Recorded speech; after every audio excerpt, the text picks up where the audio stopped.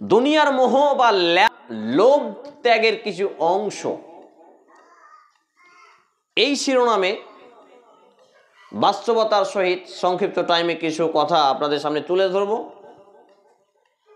যে আয়াতটি আমি খুতবা পাঠের পরে হামদ সানা পাঠের পরে পড়েছিলাম, এই আয়াতটি হচ্ছে কোরআনুল কারীমের সূরা আল ইনফিতার 82 নম্বর সূরা, আয়াত নম্বর 5 এবং 6। এটি হচ্ছে 30তম পারার পৃষ্ঠা নম্বর 592 এবং 593 কোরআনুল কারীম। আল্লাহ রাব্বুল আলামিন তিনি বলছেন, আলিমাত নাফসুম মা কদ্দামাত ওয়া আখখারাত। আলিমাত নাফসুম মা কদ্দামাত ওয়া আখখারাত, অর্থাৎ সেই দিন মানুষ জেনে নেবে, বুঝতে পারবে যে সে অগ্রিম মানে মরার আগে পরকালের অ্যাকাউন্টে সে কি জমা করেছে, পাঠিয়ে রেখেছে, এবং মা কদ্দামাত ওয়া আখখারাত, সেদিন সে এটাও জেনে নেবে যে সে পেছনে অর্থাৎ পৃথিবীতে কি কি ছেড়ে ফেলে এসেছে। আল্লাহুস সামাদ। মনে হচ্ছে আমাকে এবং আপনাকে দেখে দেখে আল্লাহ তাআলা আয়াতগুলো নাজিল করেছেন। 1444 বছর পূর্বে আল্লাহ রাব্বুল আলামিন স্বয়ং জিবরিল আলাইহিস সালামকে মেসেজ দাতা হিসাবে নবী মুহাম্মদুর রাসূলুল্লাহ সাল্লাল্লাহু আলাইহি ওয়াসাল্লামের কাছে বার্তা পাঠিয়েছেন। আর আজকে এই বার্তা আমার এবং আপনার জীবনের বাস্তবতার সঙ্গে মিলে যাচ্ছে। অর্থাৎ তিনি আল্লাহ রাব্বুল আলামিন বলছেন, আলিমাত নাফসুম মা কদ্দামাত ওয়া আখখারাত,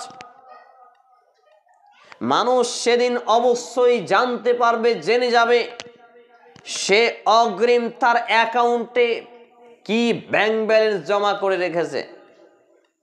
এখানে একটা এক্সাম্পল, উদাহরণ দিই আপনাকে। আপনার মেয়ে সন্তান জন্মগ্রহণ করেছে, আপনারা স্বামী স্ত্রী দুজনেই চাকরিজীবী মানুষ, অথবা আপনার স্বামী চাকরিজীবী মানুষ, আপনার শ্বশুর মশাই চাকরিজীবী, বিভিন্নভাবে আপনার ধনসম্পদ আছে, বিজনেসম্যান, এটা সেটা। আপনার পরিকল্পনা মেয়েকে ভালো ভালো স্কুলে পড়াবো, ইংলিশ মিডিয়ামে পড়াবো, মেয়ের জন্য এত ভরি গহনা তৈরি করব, মেয়ের নামে এত বিঘা সম্পত্তি করে রাখবো, মেয়ের নামে একটা ফ্ল্যাট কিনে রাখবো। আপনার অগ্রিম পরিকল্পনা, এই দুনিয়ার পরিকল্পনা আপনার ব্যর্থ ব্যর্থ ব্যর্থ, কোনোই কাজে আসবে না। কিন্তু পরকালের পরিকল্পনা যদি হয়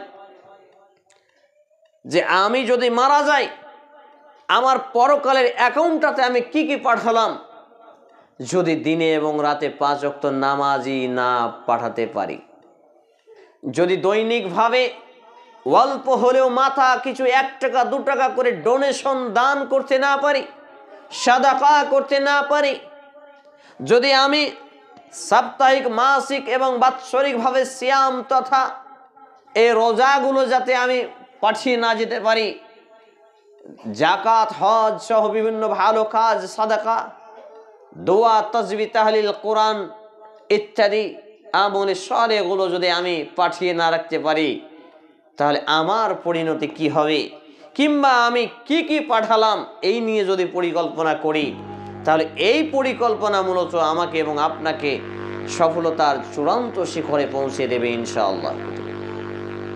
অতএব দুনিয়া বিমুখতা অর্জন করতে হবে। একজন মুসলমান নারী পুরুষ কখনো দুনিয়ার লোভে আচ্ছন্ন হতে পারে না। দুনিয়ার লোভে আচ্ছন্ন হয় কাফের, বেদিন, বেঈমানরা। দুনিয়ার লোভে আচ্ছন্ন হয় মুনাফিকরা। দুনিয়ার লোভে আচ্ছন্ন কখনো কোনো মুমিন পুরুষ ও নারী হতে পারে না।